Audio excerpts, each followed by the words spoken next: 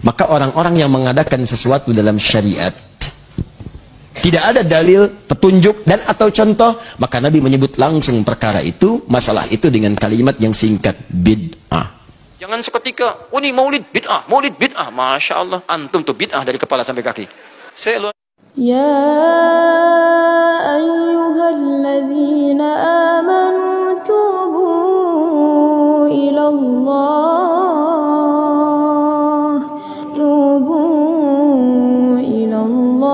taubatan nasuha.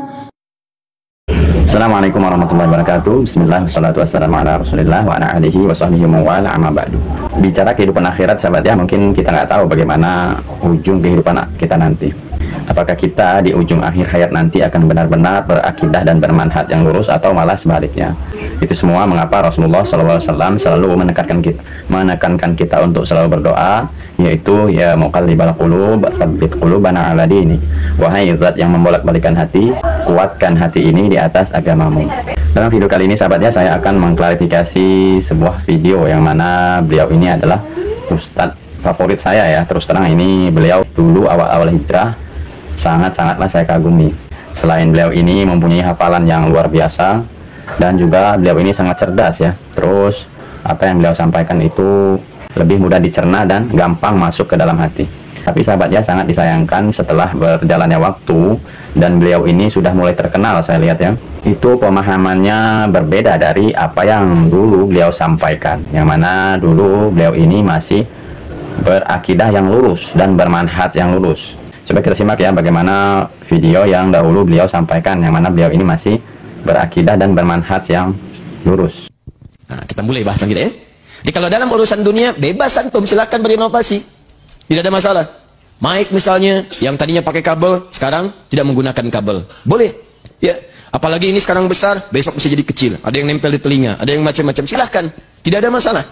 Sekarang orang presentasi, itu touchscreen sudah nggak bawa handphone lagi. Di beberapa tempat sudah menggunakan lebih canggih lagi. Dia ada yang dilipat, ya, dia ada yang seperti film. Yang dulu kita konika itu seperti itu, dia lebarkan seperti ini. Ada yang pakai sentuhan saja, layarnya nggak nampak, macam-macam.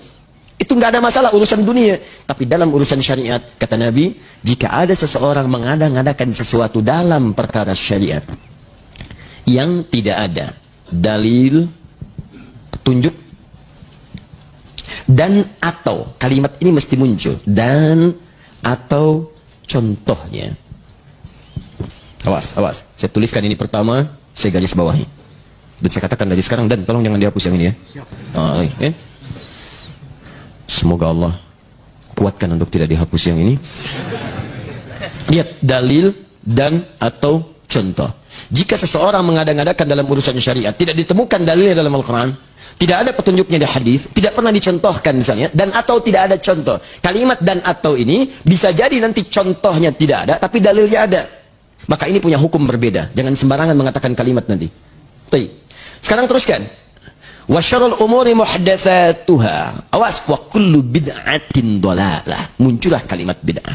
Maka orang-orang yang mengadakan sesuatu dalam syariat, tidak ada dalil, petunjuk, dan atau contoh, maka Nabi menyebut langsung perkara itu, masalah itu dengan kalimat yang singkat, bid'ah.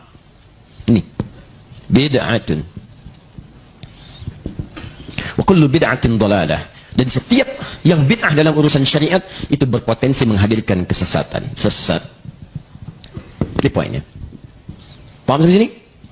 Baik. Jadi kalau kita kemudian ingin pahami apa itu bid'ah dalam pengertian syariat, maka Nabi memberikan definisi. Kata beliau, segala hal yang diada-adakan dalam urusan syariat, ditarik dalam nuansa syariat, padahal tidak ada dalil, tidak ada petunjuk, dan atau contoh sebelumnya.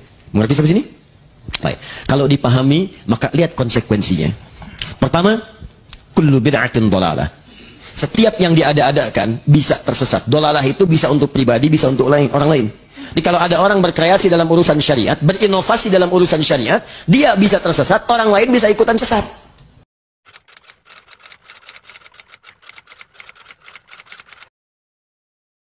Jangan seketika, oh ini maulid bid'ah, Masya Allah, antum tuh bid'ah dari kepala sampai kaki.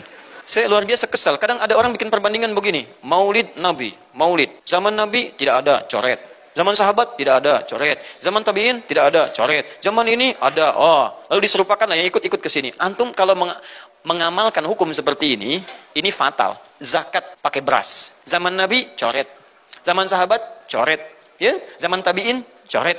Zaman ulama, coret. Zaman antum ada bid'ah antum.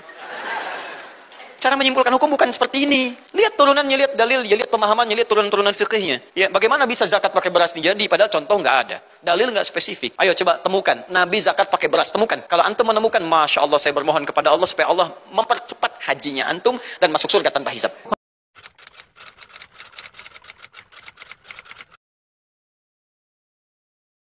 Kalau ternyata di zaman salafus soleh belum ada yang berpendapat, berarti mau tidak mau kita butuh pada pendapat ulama setelahnya.